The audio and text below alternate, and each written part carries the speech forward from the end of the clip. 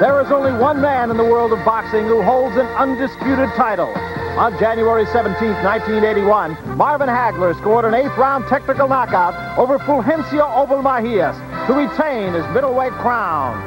But there was a time when Marvin Hagler was the #1 contender, and Vito Antuofermo held the WBA and WBC middleweight titles. On November 30th of 1979, they fought to a draw in one of boxing's most controversial fights. Tonight, the long-awaited rematch.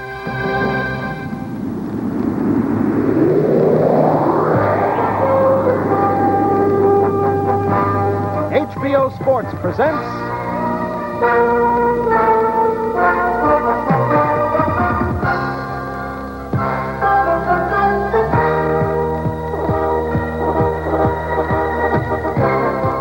World Championship Boxing.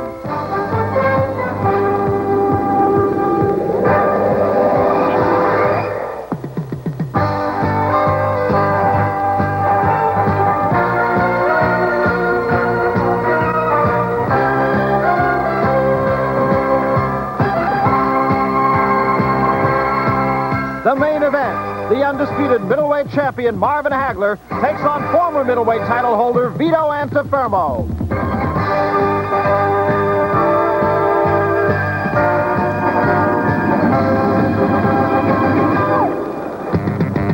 Live from Boston Garden in Boston, Massachusetts, HBO Sports presents World Championship Boxing.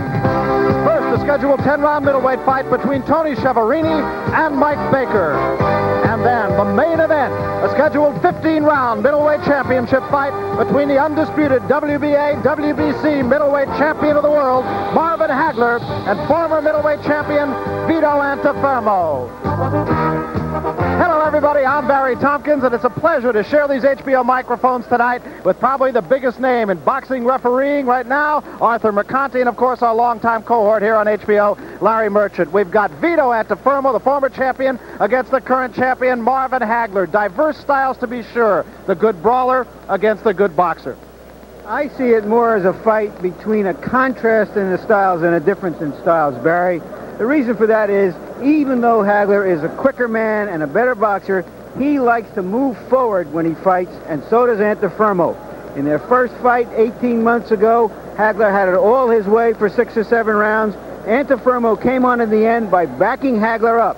If he can back Hagler up, he has a chance to make a fight of it. All-important factor, Arthur Mercanti, and that, of course, is the fact that because Vito Antuofermo is the type of fighter he is, it really puts the onus on the third man in the ring. You have been there many, many times. Tell us a little bit about how the referee controls the fight, specifically this fight. Yes, tonight will be a very, very difficult fight for the referee. We have a very competent referee in Davey Pearl from Las Vegas, and it is the duty of the referee, according to all athletic commissions throughout the world, the referee must break up clinches as quickly as possible at the least provocation.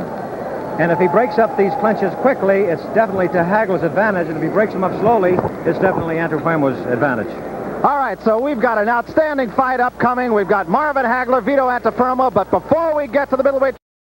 Let's take a walk into Vito Antuofermo's dressing room now and see if we can catch Vito. There he is. Seems sort of relaxed. I'm surprised, Arthur, that he's allowed to keep that beard. Yeah, there was quite an awful lot of talk about that in the paper, and that's very unusual. I've never seen it before. It can only help him. It can't help Hagler, and I don't recall seeing a fighter allowed to keep his beard either. Well, it all depends on how bristly his beard is. It might be a soft beard. Well, he's a bristly fellow. There's his cut man. His name is Freddie Brown. I wonder if he's going to take a shave between now and the start of the fight. Well, it's neatly trimmed, I'll tell you that, though. It's not, it doesn't look bad. Now, in a moment, ladies and gentlemen, we're going to see Marvin Hagler's door. Marvin Hagler won't let us inside that room, and I think I know why.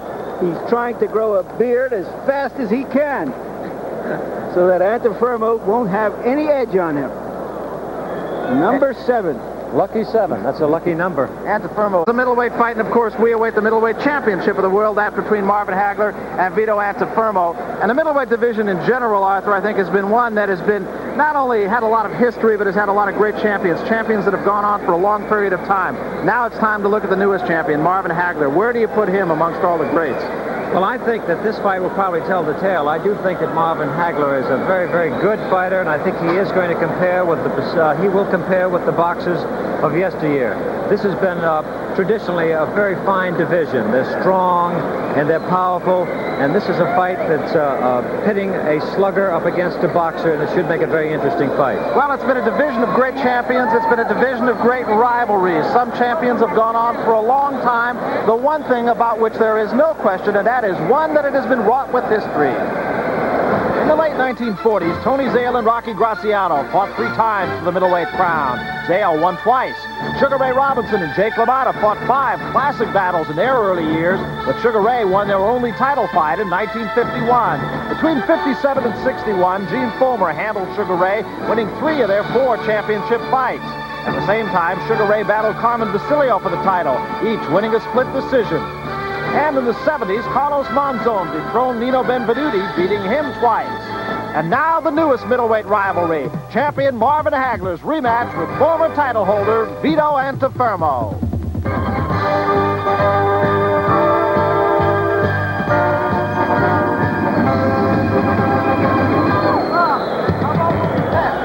From the Boston Garden in Boston, Massachusetts, it's the main event, a scheduled 15-round fight for the undisputed WBA and WBC middleweight championship of the world between middleweight title holder Marvin Hagler and former champion Vito Antuofermo.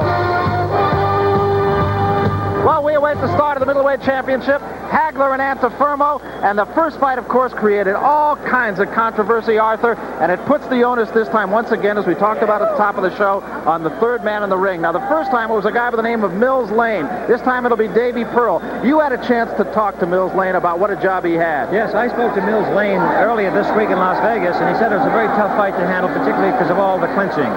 But this is the style of Antuofermo. He has to get in and clinch and maul and push and pull and wear his opponent down, whereas Hagler would rather have him off him, and if the referee breaks quickly tonight, of course, Hagler will be at an advantage.